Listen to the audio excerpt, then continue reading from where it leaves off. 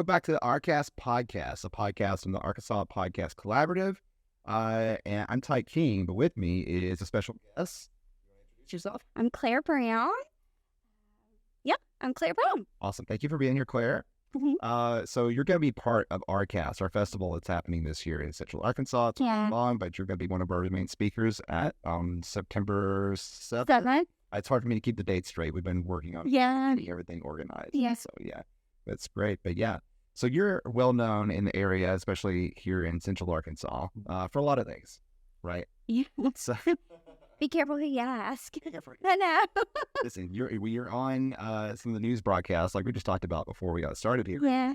Like you're pretty well known in the community. So, you want to talk about some of the things that you are known for? Right. Sure. The good, the bad, the ugly. No, I mean, I know, right? I always wonder when people come up to me in the grocery store and I'm like, how do I know you? Yeah, right.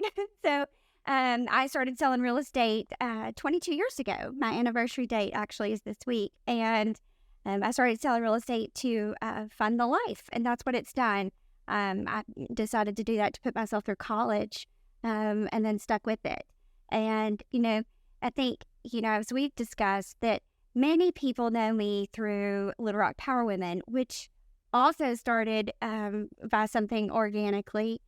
Yeah, so I became single and was not prepared for that in every way. And I think many times when we go through life changes, we're not prepared. We don't know what we don't know. And I recognized that I needed so much help. I needed community. And I needed that. And so I contacted some moms at the kids' school and at church and said, listen, I need carpool. I need mom night outs. I have a ton of questions about my vagina. And they're like, oh my God, so do I. And so I said, I hate a group text. I had a millennial that was an assistant working with me at the time. She's like, listen, you can just make this private Facebook group. It'll send you a notification. You can turn it off, whatever you want to do. And so I said, this is we'll just do this. You can check it or not, but whatever. We're going to have a mom night out Friday night. Show up, bring your own wine, and that's it. Well, we did. Okay. We all got drunk and kicked out, and we were on the curb in the Heights like bad moms, and their husbands carpooled us home.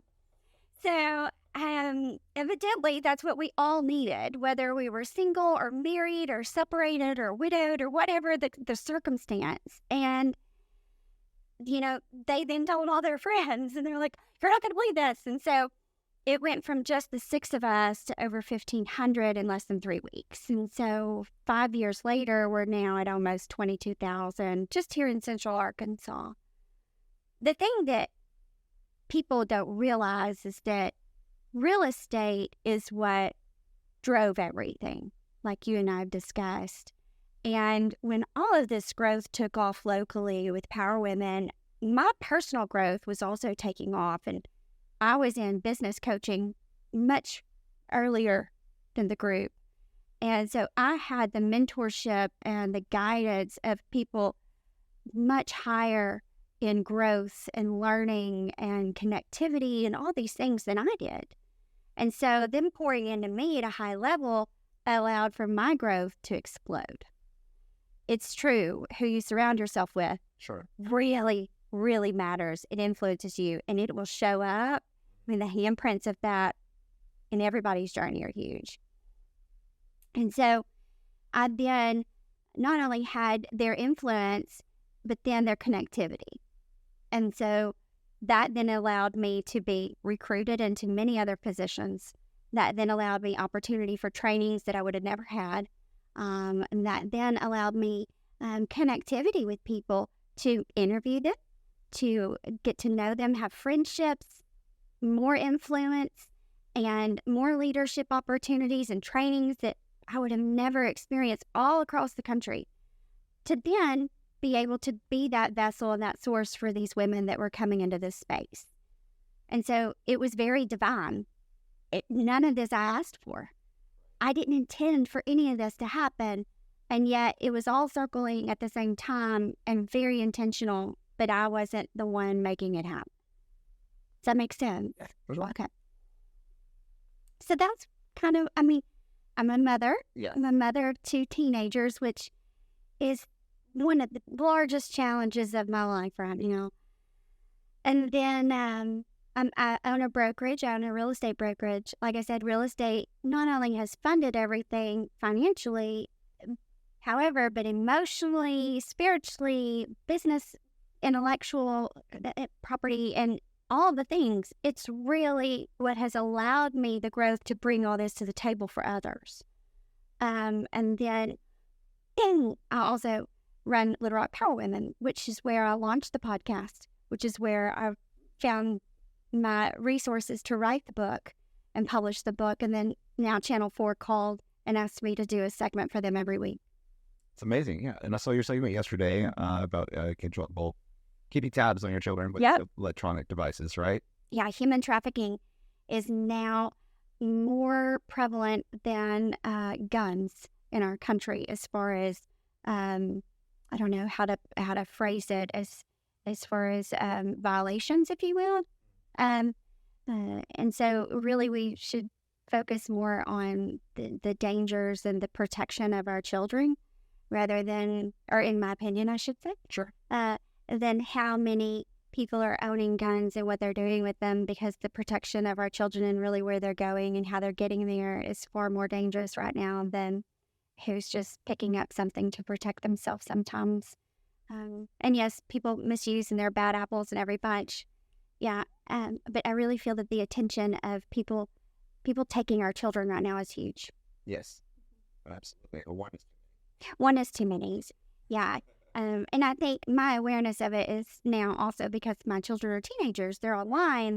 They're in these chat rooms. They're in all these things. And I've now learned those worlds, and I see how easy it is.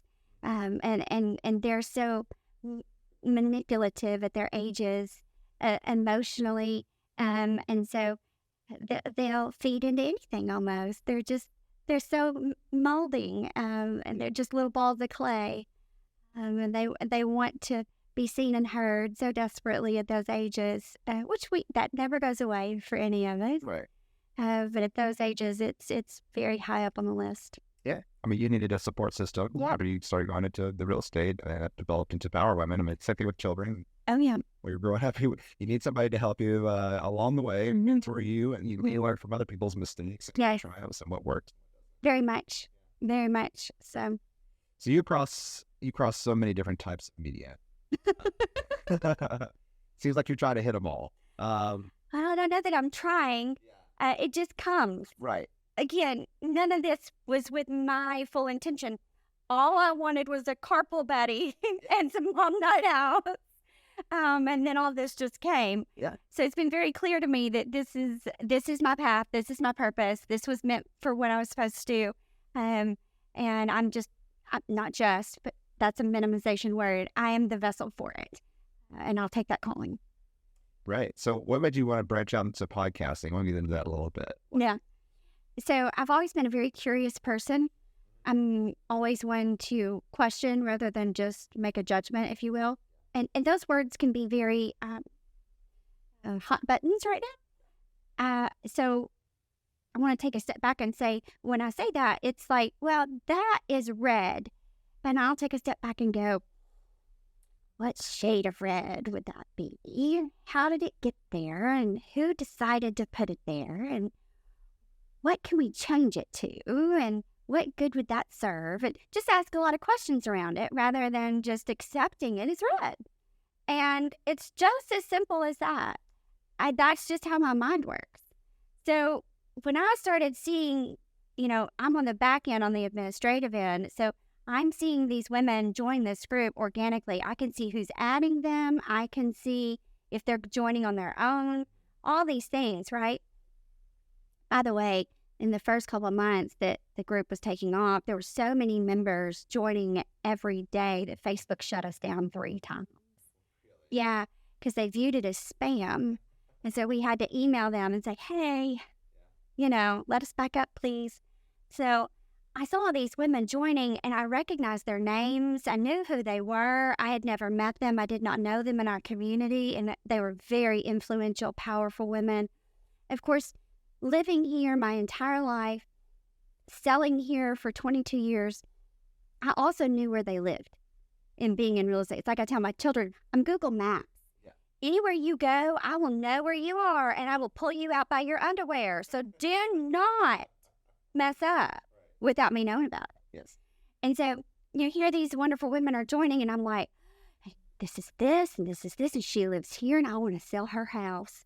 And so I wanted to talk to all of them. And then the curiosity that I have is, well, I wonder how she did this, and I wonder when she did that, and what made her think of that. And I just wanted to know so much about all of them. I wanted to be their friend. I wanted to have cocktails with them. I wanted to sit down and have coffee with them. I wanted to unpack so much. And I thought, this is my opportunity. And it's not just me. This group has shown me I'm not alone in all these things. Everybody wants a carpool buddy. Everybody wants to unpack these conversations. And so everybody needs the tools that this woman obviously holds in her belt. And so I started contacting these women. I just messaged them on Facebook, like we're buddies already. Sure. And said, hey, we've got this many members joining every day, and so appreciate you being here. And I'd love to talk to you privately in this group, just with the women, over the lunch hour, and talk to you about your journey, how you grew, what you did, and how I could help some of these other women. Sure. No one said no. Everyone said yes. They're like, absolutely, when you want it, da-da-da. And they just immediately jumped. And it was incredible.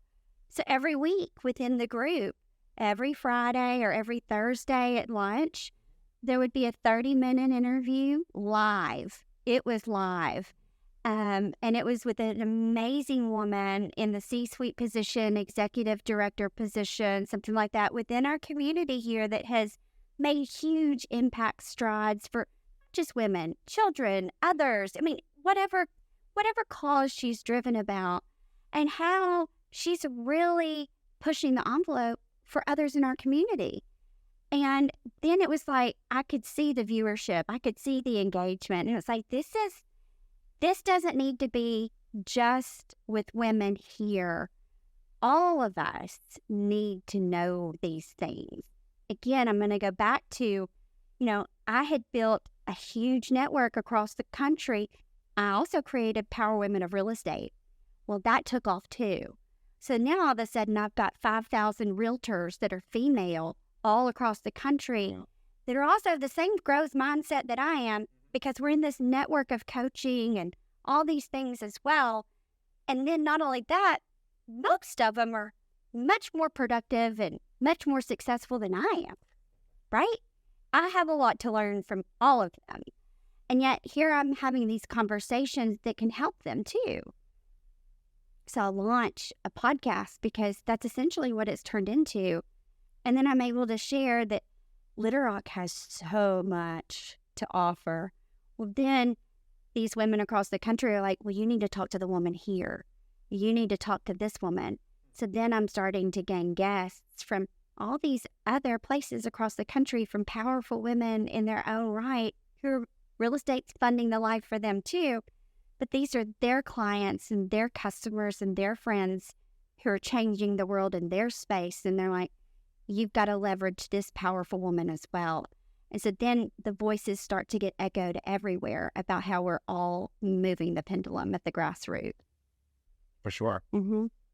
So how was that crossing over into podcasting? You were having private conversations with people. Yeah. And then you naturally progressed into having a formal set, and you're talking to people on camera and being recorded. So I realized, again, I had an amazing a millennial assistant who was very techie, knew all these things that I don't. Sure. I mean, I'm doing good to put an attachment with an email. And, she helped me with that. So I went into the local group and said, I'm looking for these things, and I'm looking for a person that's good at production and editing and this and that.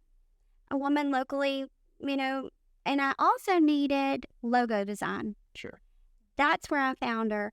And so I met with her, and she was like, you know what? I used to live in New York City, and that's the thing. the people here and their journeys are huge and they're great. And she was like, I used to do design work for these designers and now I just do it for fun. And I'm like, are you kidding me? And so she was amazing and helped with logo design. And she's like, and you should talk to my friend in New York. She has 3 podcasts and she does this and that. And I was like, oh my gosh. And so I had a chat with her and she was incredible. She helped me. She sent me the list of everything I needed. And she's like, yeah, just record it, send me an episode, and we'll see how good you are. And I was like, okay, yeah. And so, I mean, perception is your own reality, and people can perceive me however they choose. I don't think I'm very high maintenance. Some people may think that. I like to get my hands dirty. I have a garden, whatever. And my podcasts are not edited. They're not. Yeah. They're very raw. They're very authentic. It's just put it and then send it out. So she didn't hardly charge me. It was $15 just every month for her to just. Yeah. And so, and it was just an email. I would just email her a couple of episodes at a time. All she had to do was put the episode with the intro and then press the button to send it out. Literally, there was no editing.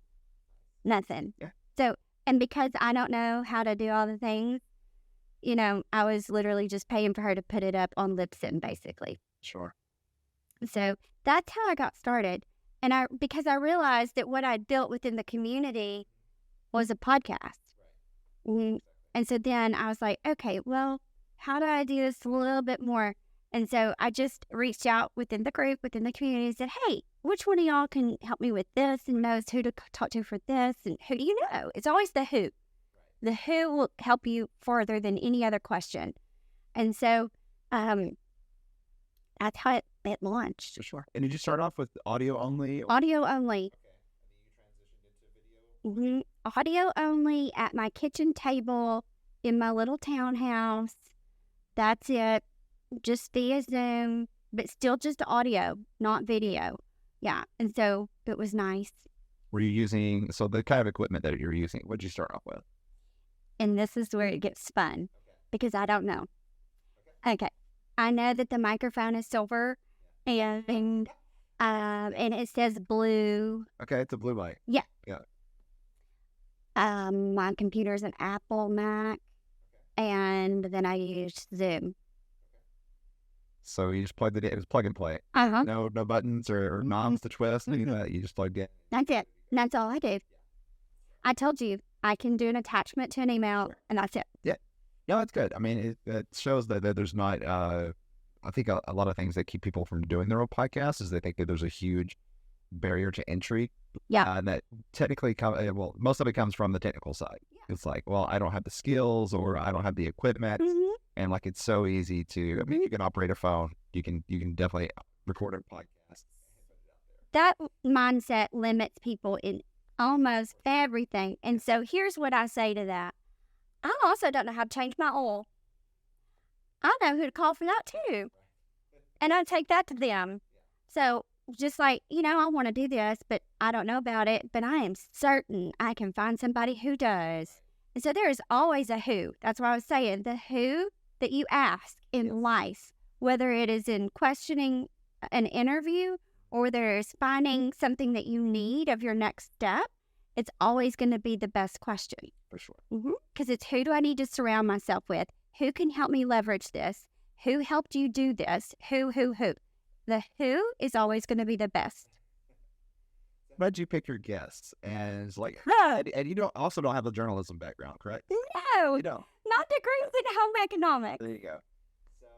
And teaching.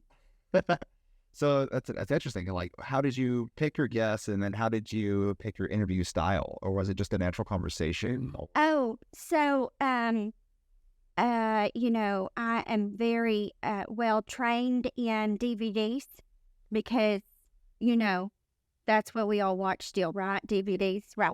So I went back and watched all my Oprah DVDs. Okay. And then I went and watched Barbara Walters. I'm not kidding.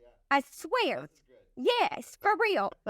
And, so I really should be wearing pearls, and sit like this for everything. But no, for real, that's what I did. How do I pick my guests? I have to have a lot of interest and curiosity around it. Otherwise, I'm not going to be excited. I'm not going to form questions around it. It's just not going to happen. If it's a forced interview, if it's a forced topic, I'm not gonna care. Obviously, I have a lot of energy, and I'm a passionate person about things that I do and things like that. And so, if I don't feel it,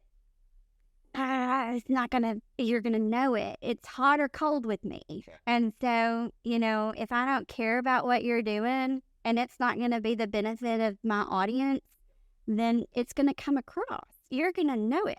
I'm very transparent. I'm gonna tell you the good, the bad, the ugly. I mean, it's just like, I call them the vagina ladies. I love them so much. I've had them on 3 times. The last time was with video, and so we did show and tell, and they brought a clitoris on, and I was like, no one should ever not be able to find this again. Like, and this should be sent to everybody. Like, everybody's partner needs a copy of this episode now. But it's like, these are things that are big issues to women. And I think, like, being able to also see the daily posts and comments in the group, I am fortunate and blessed enough to get a bird's eye view of what are the daily struggles for women. And that then lets me know who I need to be talking to. Because then I have raw data, if you will, around the topic and the subject.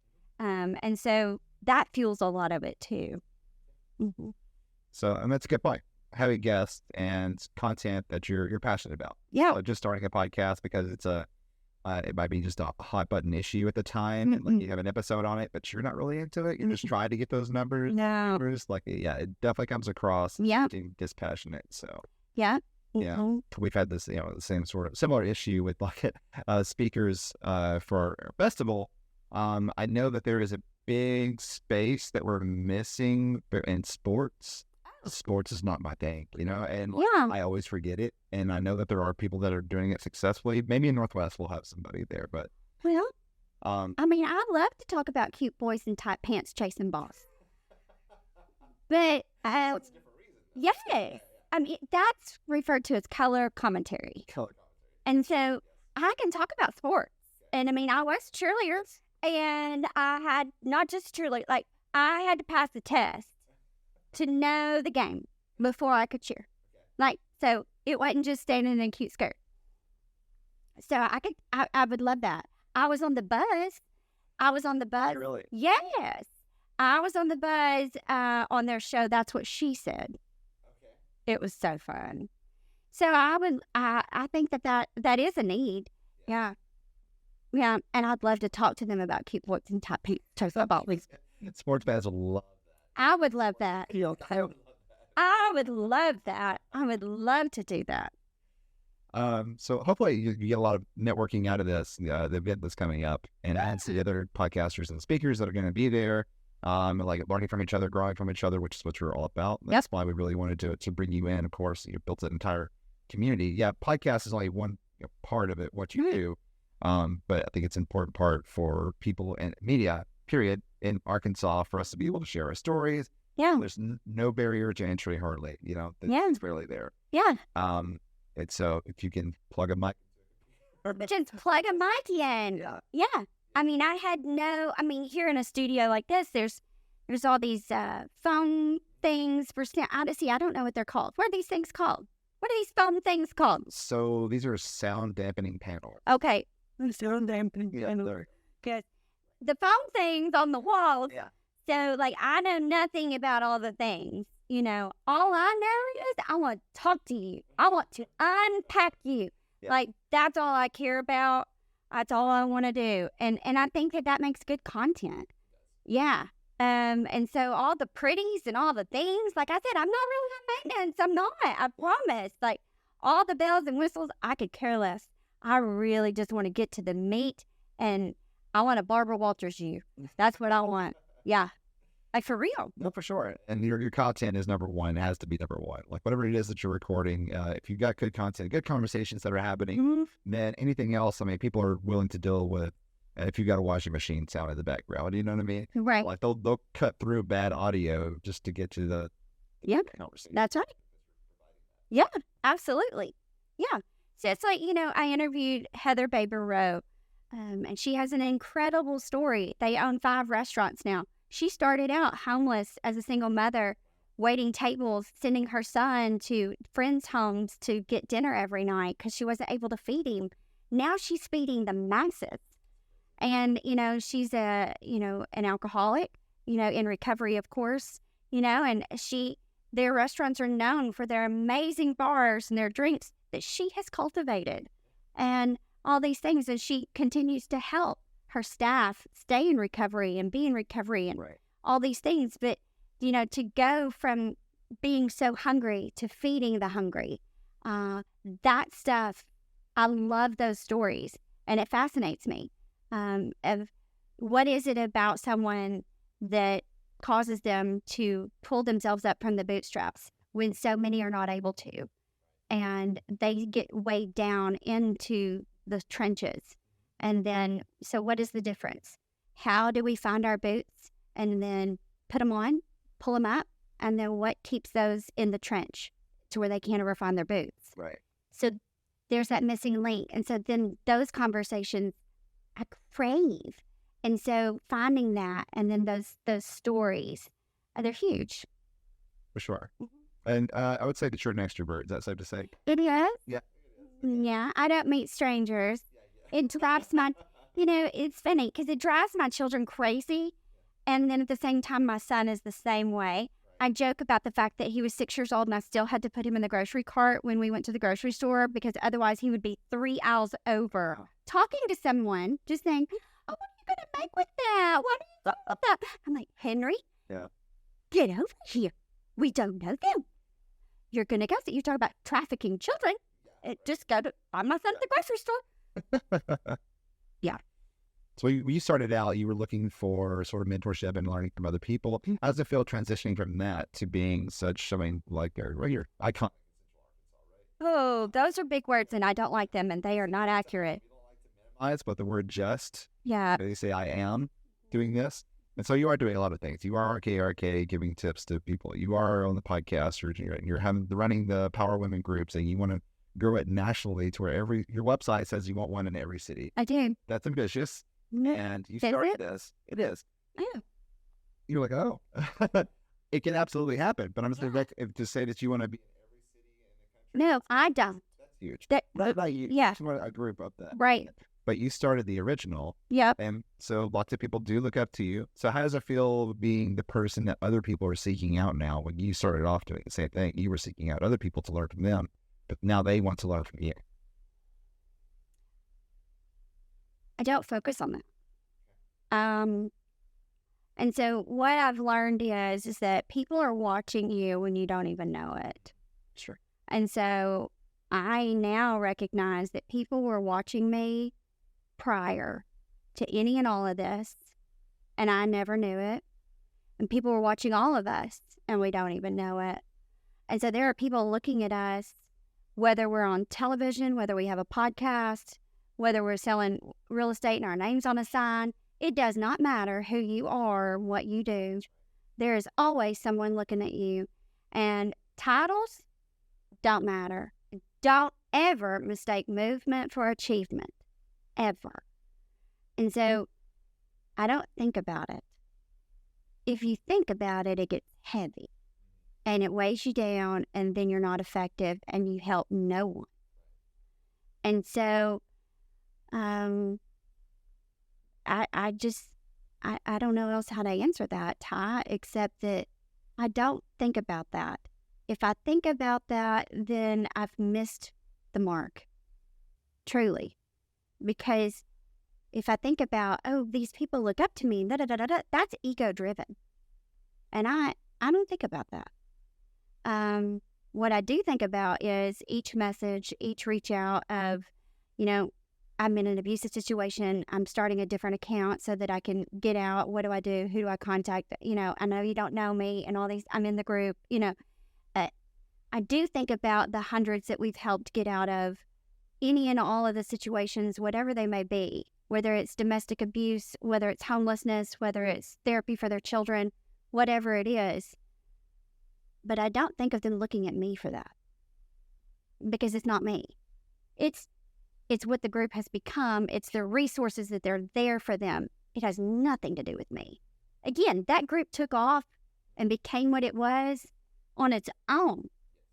I didn't do that. And so I don't feel that people are looking to me for that. I'm only the vessel. That's all. Mm-hmm. So continue to grow yourself. Yeah. You feel like those who are watching you, like they'll continue to see that growth and hopefully be inspired by it or see what they can do in a similar situation? Hopefully. Yeah. I mean, I hope to always be in growth. I've gotten to where I recognize my patterns of growth, to where certain people will start to come back into my world when I'm in growth patterns, which is fascinating to me.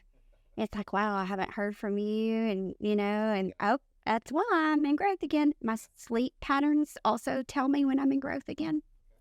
Fascinating. It truly is. I journal, and I've journaled for years now, and so like I now can recognize a lot of my patterns, and one of those is my growth patterns, and so I can see my behavior patterns in it. I mean, I can go back to my writing in the book and now disagree with myself. You're wrong. I'm like, nope, totally wrong now. Well, I've grown. Sure. Yeah. And so people may look to me and they may say, she's growing and I want to follow that and this and that. However, it's like, because of that, also think about that. What I published 4 years ago, 3 years ago is not who I am anymore. Yeah. And so I read my writings, I'm like, well, I wrote that as such an absolute statement. And it is not, because I will reframe that right now. Right. So yes, I hope to always be in growth. And I continue to go to trainings and things that are different and broad to spark that. Sure. And consequently, what I said, did, and wrote, and everything is constantly changing. Absolutely. And it applies to podcasting as well. Oh, yeah. I think about that. I think about, when people go back, years ago to somebody's tweet from the early days of Twitter, you know what I mean? And it's something that it was very off color from who they are today. Right. And so I think about that with the episodes too. It's like, whatever you start your first episode off with, don't make anything indefinite, Right. Like that. You covered yourself in the beginning. You're like, in my opinion. In my opinion. Yes, because it's just mine. Right. And I'm only one person. Yes, for sure. Yeah. And, I don't know. People have asked me about politics so many times, want my opinion on things. And then, are you going to run? Would you ever consider? And I'm like, do you know how much I've said out there that can come back as a soundbite? And what that would look like in a political realm for me? It would not be pretty. And or maybe it would. I mean, I don't know. I don't know. But the answer to that right now is definitely not. But not running for office. Okay. No. If anybody was wondering. If you're wondering. Claire Brown is running for office. No, Claire Brown has bills. That doesn't pay them. So you're right. Great. Well, we're excited. Yeah, I'm excited for you to ask. I thank you for the opportunity. Yeah, for sure. And so I think people are going to get a lot of value off it. And you've got so much more to share than what we've heard here. And can't wait to see you on stage for that. If people want to follow you until then, where can they go? Anywhere. Anywhere. Here's my phone number. No, I'm kidding. So you can find me on social media, Facebook, I'm Claire Baxter Brown. Instagram, I'm Claire Brown Realtor. I'm on LinkedIn, Claire Baxter Brown. I don't enjoy the Twitter. It's not my favorite. My assistant has brought my account back, whatever. It's not for everyone. It's not. And I just can't follow it. I can't keep, I'm like, where did that go? And I don't know. I can't handle all the things. I'm too linear, I think, sometimes. And I think it's a 40 thing. After I turned 40, it's like, you can't talk to me right now. I have to finish the text. And it's like, I can't go all that. And I promise I'll get there in just a second. So I don't know. Maybe 40 made me ADHD. I don't know. But it changes everything. Maybe that changed too. But yeah, so I'm on the YouTube. Yeah. I'm sorry. thepowerwomen.org. You can find everything there. Thepowerwomen.org. It's thepowerwomen.org. Okay. And it's themoverealty.com. Yes, you'll find the book, the podcast, you'll find coaching programs, you'll find everything. And then, of course, you'll find all of our real estate and everything else we offer there, too. All the episodes of your podcast. All of them. Thepowerwomen.org. Yep. Even the originals, even the audios, and then the videos and everything else. They're all there. Okay, amazing. Well, thank you so much, Claire. I'm looking forward to September 7th with you at ARKAST. Thank you so much. The ARKAST Podcast is brought to you by the Arkansas Podcast Collaborative. ARKAST is the Arkansas Podcast Festival, and it is going to be happening throughout September. That's right, September 1st through the 6th, we'll be hosting free workshops across Central Arkansas, and on September 7th, we will have the main event of ARKAST 2023 at the Innovation Hub once again. On September 20th, we're taking the festival on the road to Northwest Arkansas, where we will be hosting a podcast workshop at the Fayetteville Library, and the next day will be our very first annual ARKAST NWA. Tickets, reservations, and sponsorships are available at arkansaspodcasters.org.